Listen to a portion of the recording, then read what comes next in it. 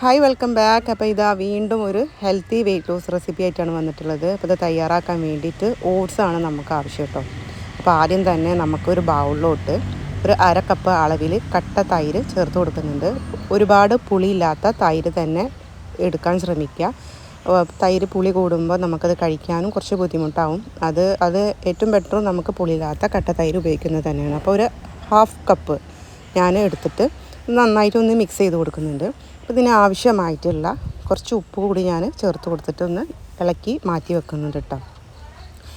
പിന്നെ ഇതുണ്ടാക്കാനും വളരെ സിമ്പിളാണ്, അതുപോലെ കഴിക്കാനും നല്ല ടേസ്റ്റും അത്യാവശ്യം ഫില്ലിംഗ് ആയിട്ടുള്ള റെസിപ്പി കൂടിയാണിത് കേട്ടോ.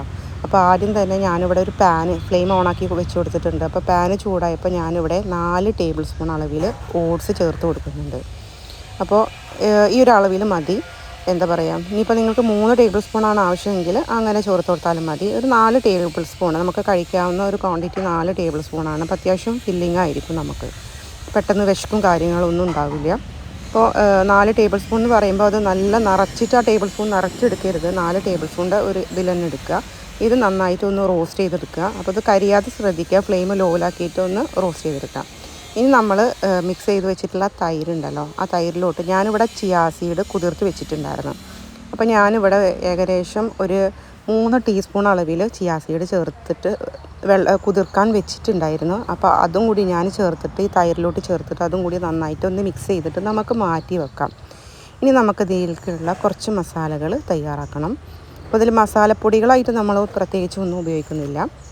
അപ്പോൾ ഇത് നന്നായിട്ട് ഇളക്കി യോജിപ്പിച്ചിട്ട് ഇതൊന്ന് മാറ്റി വെച്ചിട്ട് നമ്മൾ വറുത്ത് വെച്ചിട്ടുള്ള ആ ഓട്സ് കൂടി ഇതിലോട്ട് ചേർത്തിട്ട് നന്നായിട്ട് മിക്സ് ചെയ്തിട്ട് ഇതുകൊണ്ട് മാറ്റി വെക്കാം കേട്ടോ. പിന്നെ നമ്മളുടെ ചാനൽ ഇതുവരെ സബ്സ്ക്രൈബ് ചെയ്യാത്ത കൂട്ടുകാരാണെങ്കിൽ എൻ്റെ വീഡിയോ നിങ്ങൾക്ക് ഇഷ്ടപ്പെടുന്നുണ്ടെങ്കിൽ, യൂസ്ഫുൾ ആകുന്നുണ്ടെങ്കിൽ പ്ലീസ് ഒന്ന് സബ്സ്ക്രൈബ് ചെയ്തിട്ട് സപ്പോർട്ട് ചെയ്യുക, കമൻറ്റ് ചെയ്യുക, ലൈക്ക് ചെയ്യുക, നിങ്ങളെ ഫ്രണ്ട്സ് ആൻഡ് ഫാമിലീസിനൊക്കെ ഒന്ന് ഷെയർ ചെയ്ത് കൊടുക്കുക കേട്ടോ. അപ്പോൾ ഇത് തയ്യാറാക്കിയിട്ട് ഇത് നമുക്കൊന്ന് മാറ്റി വെക്കാം. ആ സമയം നമ്മളുടെ തൈരിൻ്റെ ആ കൂട്ടിലിരുന്നിട്ട് നമ്മൾ ഓട്സൊക്കെ നന്നായിട്ടൊന്ന് നല്ല സോഫ്റ്റ് ടെക്സ്ചറായിട്ട് കിട്ടും. അപ്പോൾ കഴിക്കാനും നല്ലൊരു ഇതുണ്ടാവും. അപ്പോൾ ഇനി മറ്റൊരു ആ പാനിൽ വെച്ച് കൊടുത്തിട്ടുണ്ട്. അതിലോട്ട് ഞാൻ ഇത്തിരി വെളിച്ചെണ്ണയാണ് ചേർത്ത് കൊടുത്തിട്ടുള്ളത്. അത് ചൂടായി വന്നപ്പോൾ ഞാൻ കടുക് ഇട്ട് കൊടുത്ത്, ചെറിയ ജീരകം ഇട്ട് കൊടുത്ത്, ഇത് പൊട്ടുകടല അതും കൂടി ചേർത്ത് കൊടുത്തിട്ടുണ്ട്. നിങ്ങൾക്ക് നിലക്കടല ഉണ്ടെങ്കിൽ അതും ചേർത്ത് കൊടുക്കാം. ഇനി അണ്ടിപ്പരിപ്പ് ഉണ്ടെങ്കിൽ നിങ്ങൾക്ക് ഒരു 3-4 അണ്ടിപ്പരിപ്പും കൂടി ചേർത്ത് കൊടുക്കാം. അപ്പോൾ ഏതാണുള്ളത് അത് നിങ്ങൾക്ക് ചേർത്ത് കൊടുക്കാവുന്നതാണ് കേട്ടോ. ഇനി ഇതിലേക്ക് ഞാൻ ഒരു പകുതി സവാളയാണ് ചേർത്ത് കൊടുക്കുന്നത്.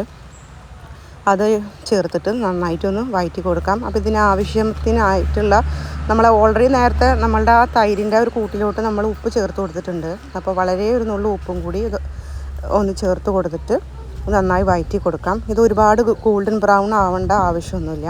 ഇനി നമുക്ക് ആവശ്യം ഇഞ്ചി, ഒരു ചെറിയ പീസ് ഇഞ്ചി, ഒരു 2 അല്ലി വെളുത്തുള്ളി, എരിവിനാവശ്യമായിട്ടുള്ള പച്ചമുളകാണ് നമ്മൾ ചേർത്ത് കൊടുക്കുന്നത്. പച്ചമുളക് നിങ്ങൾക്ക് ചെറുത് വേണമെങ്കിൽ ചെറുത് ഉപയോഗിക്കാം, അല്ലെങ്കിൽ ഒരു പച്ചമുളകിൻ്റെ പകുതിയാണെങ്കിൽ നിങ്ങളെ എരിവിനനുസരിച്ച് നിങ്ങൾക്ക് കൂട്ടുകയും കുറയ്ക്കുകയും ചെയ്യാം കേട്ടോ. അപ്പോൾ ആ രീതിയിൽ നിങ്ങൾക്ക് ചേർത്ത് കൊടുക്കാവുന്നതാണ്. അപ്പോൾ ഈ ഒരു മസാലക്കൂട്ട് ഇവിടെ റെഡിയായി വന്നിട്ടുണ്ട്. ഇനി നമ്മൾ തയ്യാറാക്കി വെച്ചിട്ടുള്ള ആ കൂട്ടിലോട്ട് നമ്മൾ തയ്യാറാക്കി വെച്ചിട്ടുള്ള ഈ മസാല നമുക്ക് ചേർത്ത് കൊടുത്തിട്ട് ഒന്ന് മിക്സ് ചെയ്തിട്ട് നമുക്ക് ഇത് ഡിന്നറായിട്ട് നമുക്ക് കഴിക്കാവുന്ന ഏറ്റവും ബെസ്റ്റ് ആയിട്ടുള്ള ഒരു ഹെൽത്തി റെസിപ്പിയാണ്. ഇത് വെയിറ്റ് ലോസിന് ഒരുപാട് യൂസ്ഫുൾ ആകുന്ന ഒരു റെസിപ്പിയാണ് കേട്ടോ.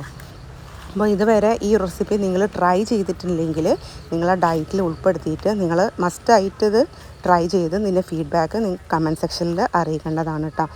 പിന്നെ എല്ലാവരുടെ വെയിറ്റ് ലോസ് ജേണിയൊക്കെ എങ്ങനെ പോകണു, നന്നായി പോകുന്നുണ്ടെന്ന് വിചാരിക്കുന്നു.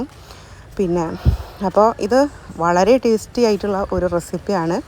അപ്പോൾ ഇനിയും ഇതുപോലത്തെ നല്ല റെസിപ്പികൾക്കായിട്ട് നമ്മളുടെ ചാനൽ ഫോളോ ചെയ്യാൻ മറക്കരുത് കേട്ടോ. അപ്പോൾ ഇന്നത്തെ വീഡിയോ ഇത്രയേ ഉള്ളൂ. Thanks for watching.